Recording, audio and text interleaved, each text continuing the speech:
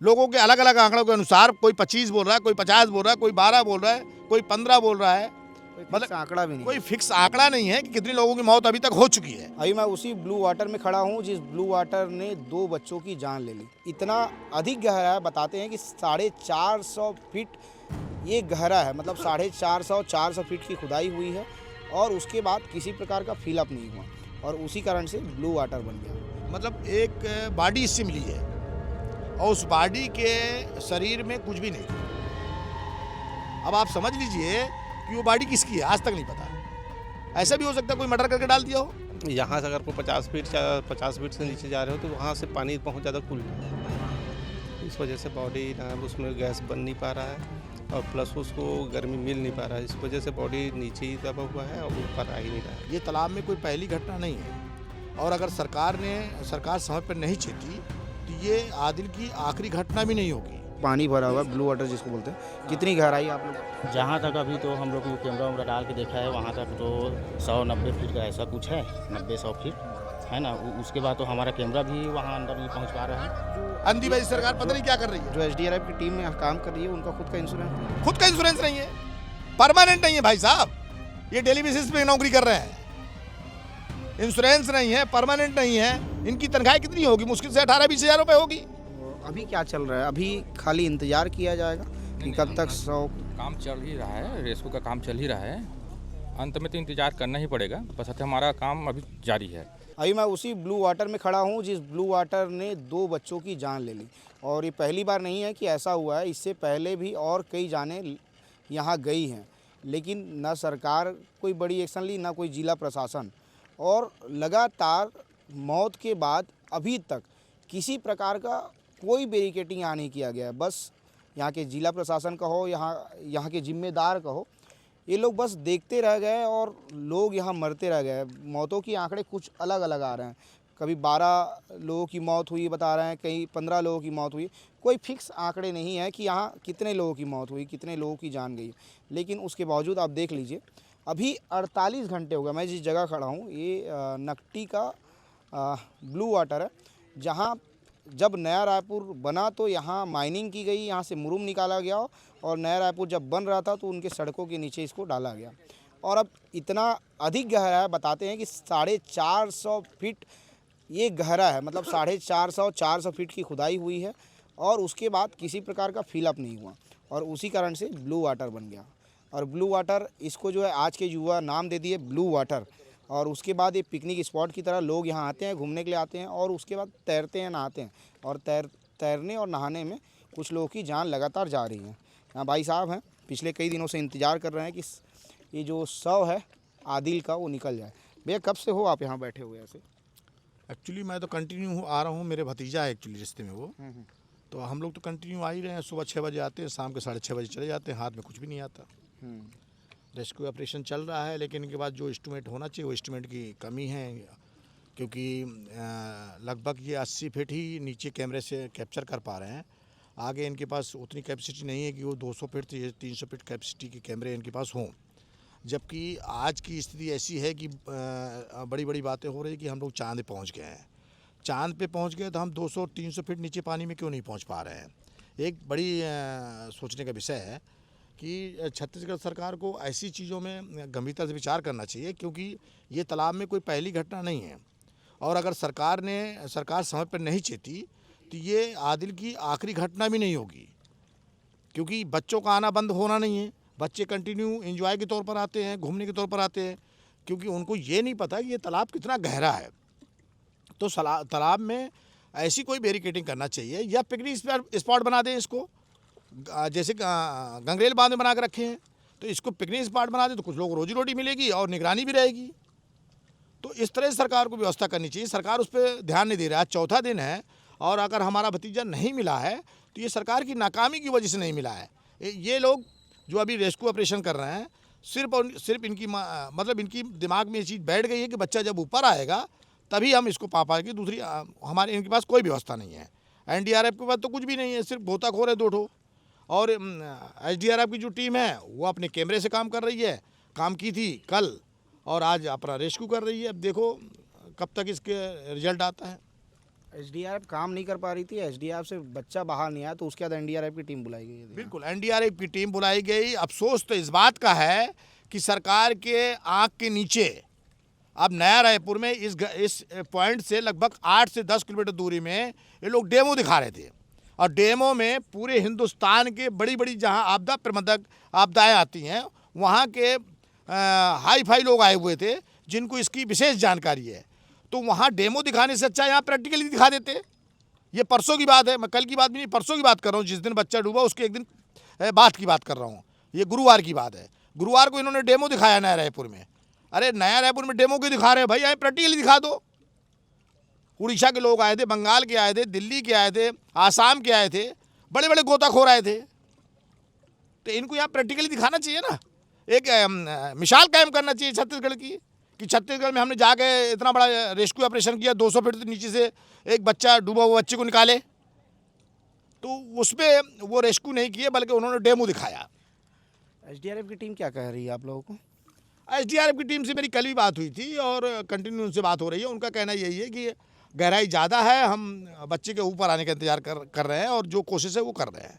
जो हमारे पास इंस्ट्रूमेंट है उससे काम कर रहे हैं, और इंस्ट्रूमेंट उनके पास कुछ भी नहीं है।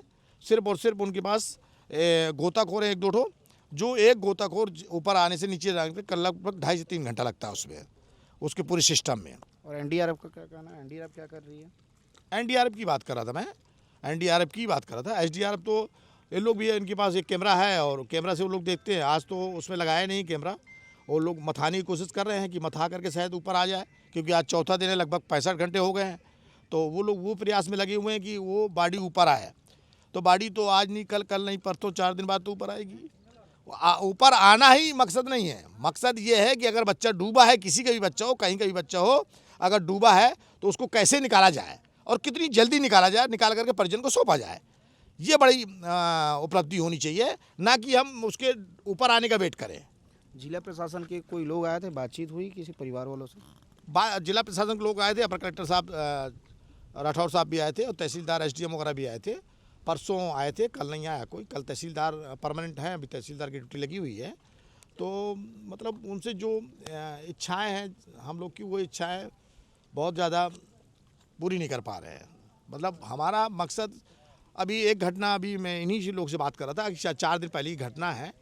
मतलब एक बॉडी इससे मिली है और उस बॉडी के शरीर में कुछ भी नहीं था। अब आप समझ लीजिए कि वो बॉडी किसकी है, आज तक नहीं पता। ऐसा भी हो सकता है कोई मर्डर करके डाल दिया हो, लवारिस लाश। अब उसको पहचाना कैसे जाए? उसके धड़ के नीचे कुछ नहीं है, गर्दन के ऊपर कुछ नहीं है। मतलब ये तक पहचान नहीं आ रहा है कि वो मर्द है या औरत। आप समझ लीजिए क्या कंडीशन है। तो ऐसे में तो क्राइम भी बढ़ेगा, क्राइम भी हो रहा होगा, लोग मार के डाल देते हो रात बिरात। अभी तक इतने मौतें हो गई है, कोई बाउंड्री वॉल नहीं किया गया है किसी प्रकार का। इसको लेके प्रशासन को और जो सरकार है, जो जवाबदार लोग हैं, जो जिम्मेदार लोग हैं, उनको क्या करना? हम तो यही कह रहे हैं ना बार बार।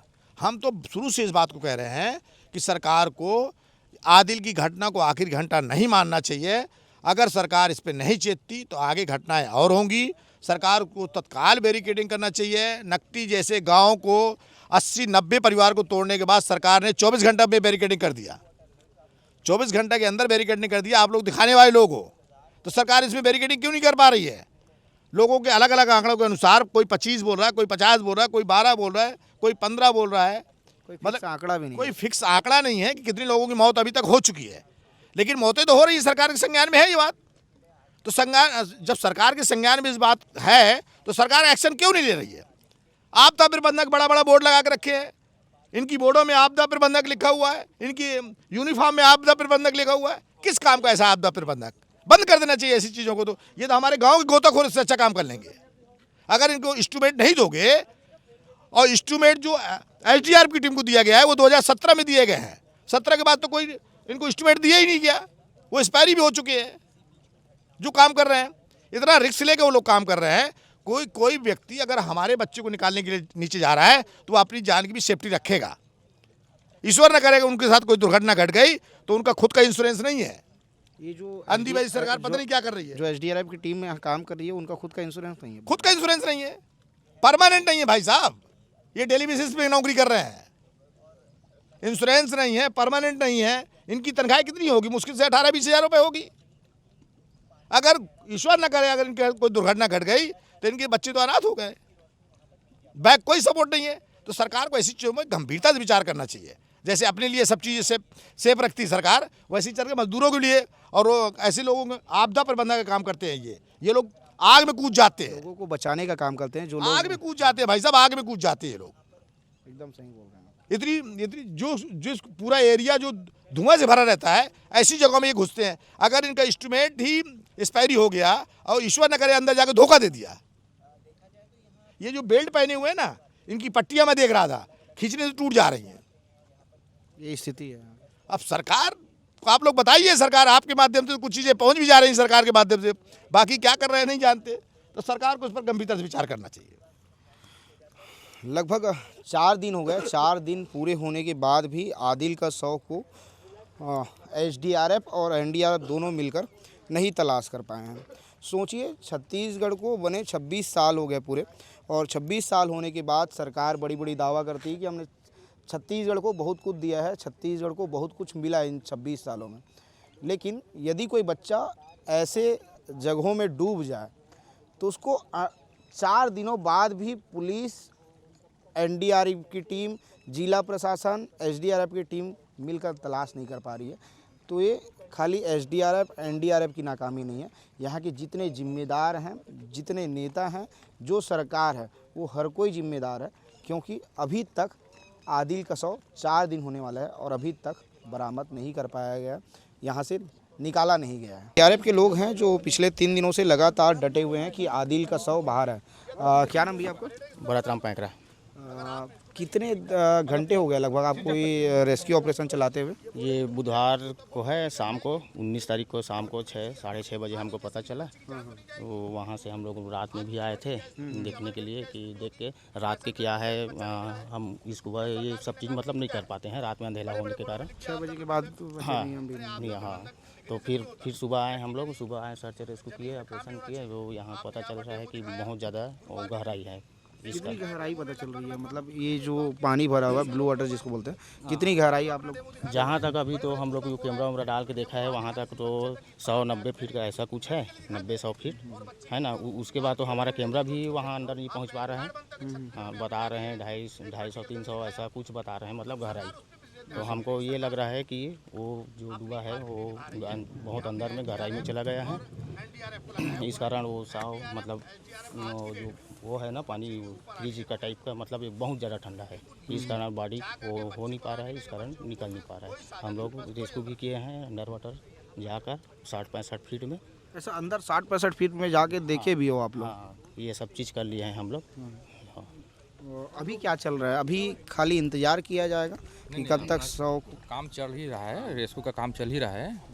अंत में तो इंतज़ार करना ही पड़ेगा, बस हमारा काम अभी जारी है। हम रुक नहीं सकते, जब तक हमारे बाटी नहीं मिल पाएगा तब तक काम चलते ही रहेगा। कितने लोगों की टीम है जो यहाँ जुटी हुई है? एसडीआरएफ से 10 का टीम है यहाँ पे, एनडीआरएफ का भी टीम आया है अलग से, उसका भी चल रहा है रेस्क्यू। हमारे 10 का टीम है। एसडीआरएफ की टीम आप लोग काफ़ी लंबे समय से होंगे, एक कितनी बार हो गया आप लोग को यहाँ रेस्क्यू करते हुए? लगभग हम हमारे जानकारी में कम से कम 10 से 15 बॉडी निकाल चुके हैं यहाँ पे। 10 से 15 बार आप लोग यहाँ रेस्क्यू कर चुके हैं, और पहली बार है जो उस गहराई में हुआ है उस साइड का। अभी तक जितने भी बॉडी निकाले हम लोग यहीं पे आसपास के गहराई से निकाले हैं। तो ये पहली बार है कि तो ज़्यादा गहराई है, बता रहे हैं यहाँ के ग्रामीण कि सबसे ज़्यादा गहराई वहीं पे है, 400 फीट के आसपास। ऐसा एसडीआरएफ के द्वारा नहीं निकाला गया, उसके बाद एनडीआरएफ भी आई। एनडीआरएफ के लोग क्या कर गए नहीं, ये रेस्क्यू जारी है। हाँ, मतलब नहीं, बॉडी बाहर नहीं आई, उसके बाद एनडीआरएफ भी आ गई है। बॉडी नहीं आने का कारण मेन चीज़ है पानी बहुत ठंडा होने के कारण। पानी ठंडा है, इस वजह से ना बॉडी में वो डिकम्पोज होने में बहुत समय ले रहा है, क्योंकि पानी इतना ज़्यादा ठंडा है वहाँ कि एक फ्रीजर के टाइप का काम कर रहा है। मतलब नीचे में जो पानी बहुत ज़्यादा जो है, यहाँ से अगर कोई 50 फीट से नीचे जा रहे हो तो वहाँ से पानी बहुत ज़्यादा कूल है। हाँ, इस वजह से बॉडी ना उसमें गैस बन नहीं पा रहा है और प्लस उसको गर्मी मिल नहीं पा रहा है। इस वजह से बॉडी नीचे ही दबा हुआ है और ऊपर आ ही नहीं रहा है। अभी कब तक लग रहा है कि कब तक बॉडी जो बाहर है? आज 4 दिन हो गए हैं। आज संभवतः हम लोग को लग रहा है कि आ जाए। ठीक है। तो एसडीआरएफ की टीम और एनडीआरएफ की टीम जिला प्रशासन के साथ जो है लगातार जुटी हुई है कि बॉडी जो है बाहर आ जाए, लेकिन आदिल का शव अभी तक बाहर नहीं आया है। और लगातार यहाँ पे एसडीआरएफ अपनी मेहनत कर रही है, एनडीआरएफ अपनी मेहनत कर रही है।